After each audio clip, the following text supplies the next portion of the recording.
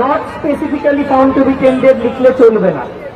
2, একটি নোটিশ আপনাদের পাবলিশ করতে হবে যেখানে বলা থাকবে কারোর যদি ওই লিস্টে সংক্রান্ত কোনো অসুবিধা থাকে তাহলে 5 দিনের মধ্যে যেন এসএসসি অফিসে এসে যোগাযোগ করে এবং টোটাল 7 দিনে পরে মানে টোটাল আরো 2 দিন পরে কোনো অভিযোগ গৃহীত হবে না।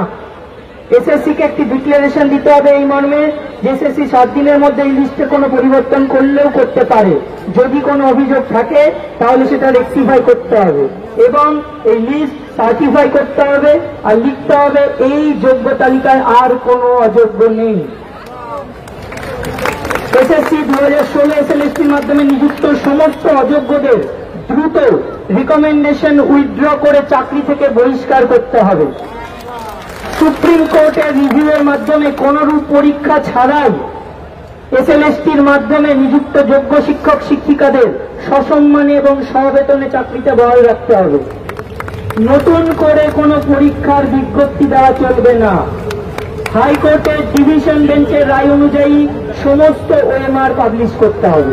এই 8টা দাবি আমরা নিয়ে জমা দিচ্ছি।